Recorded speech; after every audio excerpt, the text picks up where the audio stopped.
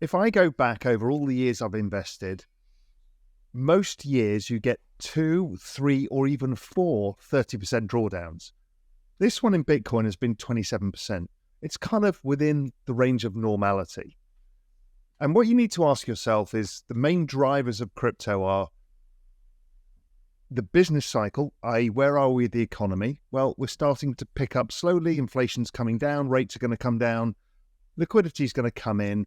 And so therefore, that's usually a very good time for crypto. So the tailwind is behind you. Bitcoin Zella stands out with its simplicity and clarity.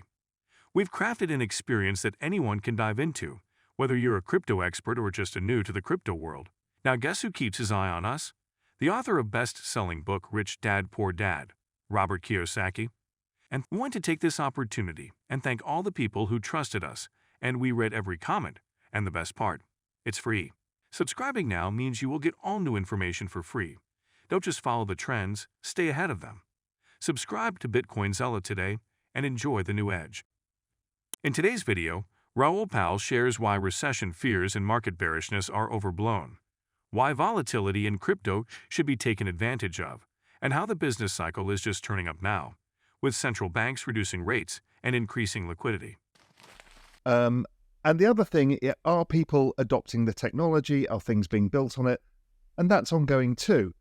So when you see a news event like the last few days, driven by macro factors, you tend to think they're likely to be short-term. Now, if the business cycle was getting old and the economy was starting to feel a bit more fragile, then yes, you might be worried about it. But this is early in the cycle, and generally you have to expect the volatility. And how I've always dealt with it is a Jedi mind trick, which is you look forward to it. When it happens, you can buy more, and you get to compound your returns much better than anybody else who just does nothing or tries to trade around it. So you should be thinking of these sell-offs as a gift, is, oh, wow, if I can find a bit more cash, I can put it into the market. And you tend to do really well over the cycle by doing that strategy.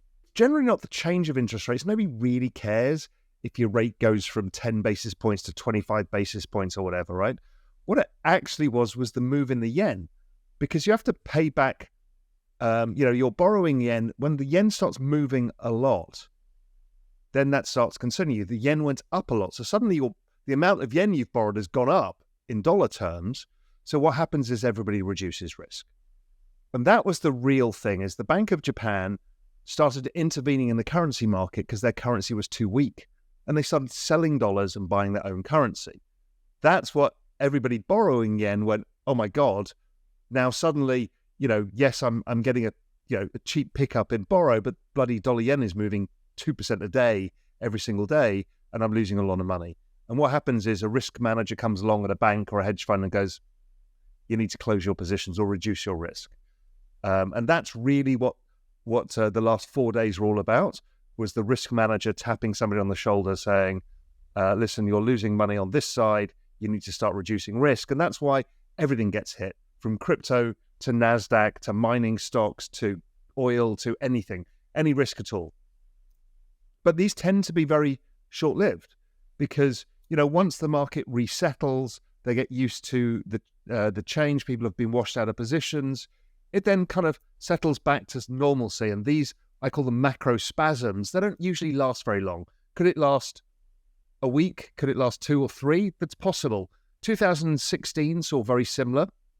The dollar had been very high. The world economy was super slow. World trade had slowed down because the dollar was so strong. And the Japanese came in and intervened in their currency. All the markets blew up. Exactly the same mechanism. But what happened after that was the central bank started stimulating, particularly the Chinese, because they'd been waiting for this moment to do so. The Europeans last time around and the UK last time around. This time, I think it's going to be the Chinese who are going to stimulate. And why they get to stimulate is they couldn't do much cutting of interest rates or stimulating of monetary policy because their currency was too weak and they didn't want to lose control of it.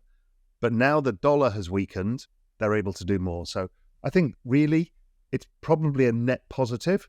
Just give it a few weeks and it's probably very positive.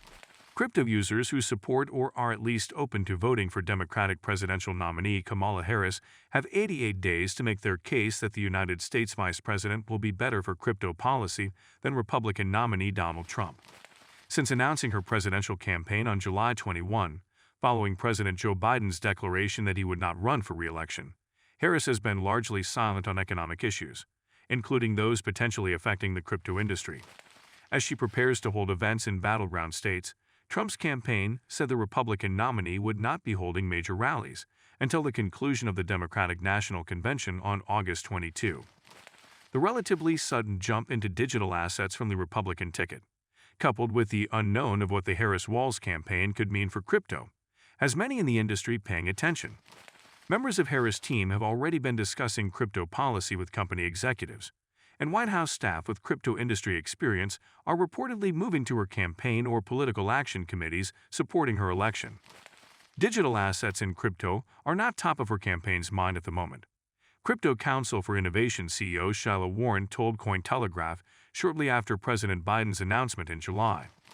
She understands areas where crypto and digital assets play a critical role, an increasingly important role if permitted to do so by the regulatory regime within the United States. North Carolina Representative Wiley Nickel said Democrats were not giving this issue to Trump. Representative Nickel, entrepreneur Mark Cuban, and other industry leaders are scheduled to speak at an August 14 virtual town hall organized by the Crypto Advocates for Harris Group to encourage the Democratic nominee to develop a clear policy platform.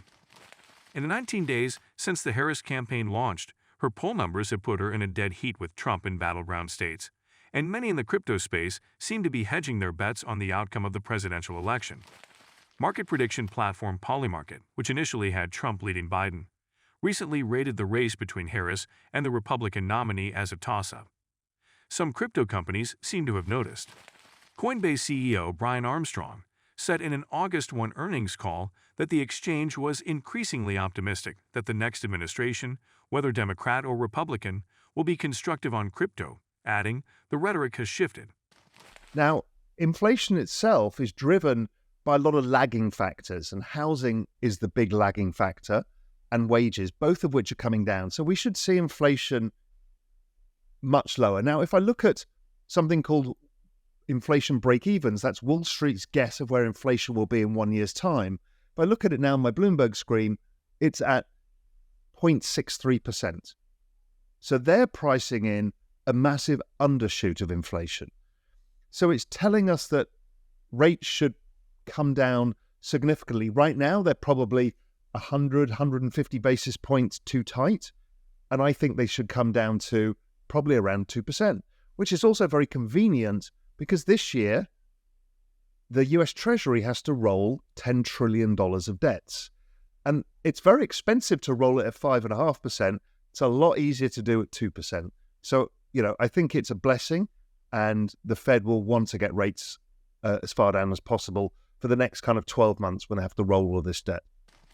Bitcoin's price has displayed a V-shaped recovery on the daily time frame from its recent multi-month low below $50,000, leading analysts to believe that a sustained uptrend would see BTC hit new all-time highs.